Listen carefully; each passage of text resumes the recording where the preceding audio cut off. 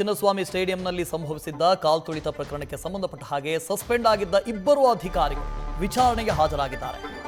DCP Lokesh ಹಾಗೂ ACP Narayanaswamy ತನಿಖೆಯಲ್ಲಿ ಭಾಗಿಯಾಗಿದ್ದಾರೆ. ಜಿಲ್ಲಾಧಿಕಾರಿ ಜಗದೀಶ್ ನೇತೃತ್ವದಲ್ಲಿ ಮ್ಯಾಜಿಸ್ಟ್ರೇಟ್ ತನಿಖೆ ನಡೀತಾ ಇದೆ. ಕಮಿಷನರ್ ಬಿ ದಯಾನಂದ್ ವಿಚಾರಣೆಗೆ ಬರುವಂತ ಸಾಧ್ಯತೆ ಇದೆ. ಮಾಜಿ ಕಮಿಷನರ್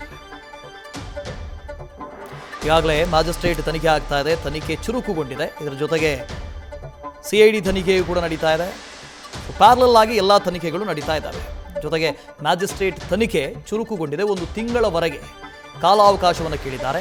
ಈ ಹಿನ್ನೆಲೆಯಲ್ಲಿ ಈ ಹಿಂದೆ ಯಾರು ಎಸಿಪಿ ಆಗಿದ್ರು, ಡಿಸಿಪಿ ಆಗಿದ್ರು, ಅವರು ಕೂಡ ವಿಚಾರಣೆಗೆ ಹಾಜರಾಗಿದ್ದಾರೆ.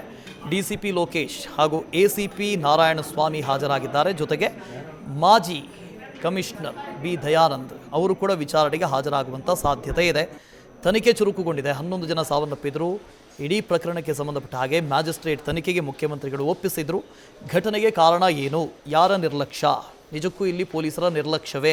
ಯಾಕೆಂದರೆ ಸರ್ಕಾರವೇ ಎಸಿಪಿಗಳನ್ನು, ಡಿಸಿಪಿಗಳನ್ನು ಆಗಲೇ ಅಮಾನತು ಮಾಡಿತ್ತು. ಜೊತೆಗೆ ಬೆಂಗಳೂರು ನಗರ ಪೊಲೀಸ್ ಕಮಿಷನರ್ ದಯಾನಂದ್ ಅವರನ್ನು ಕೂಡ ಅಮಾನತುಗೊಳಿಸಿತ್ತು. ಹಾಗಾಗಿ ಈ ಘಟನೆಗೆ ನಿಖರ ಕಾರಣ ಏನು?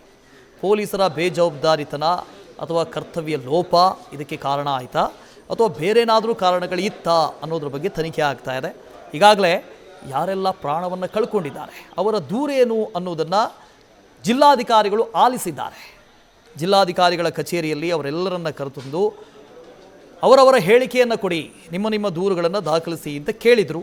ಅವರು ತಮ್ಮ ಹೇಳಿಕೆಗಳನ್ನು ಕೊಟ್ಟಿದ್ದಾರೆ. ಈಗ ಪೊಲೀಸರ ಸರಿದಿ. ಯಾರೆಲ್ಲ ಅಮಾನತಾಗಿದ್ದಾರೆ ಪೊಲೀಸರು, ಅವರನ್ನು ಕರೆಸಿ ವಿಚಾರಣೆಯನ್ನು ನಡೆಸಲಾಗ್ತಾ ಇದೆ. ನ್ಯೂಸ್ ಫಸ್ಟ್ ನಿರ್ಭೀತಿಯಿಂದ ನಿಮ್ಮ ಪರವಾಗಿ.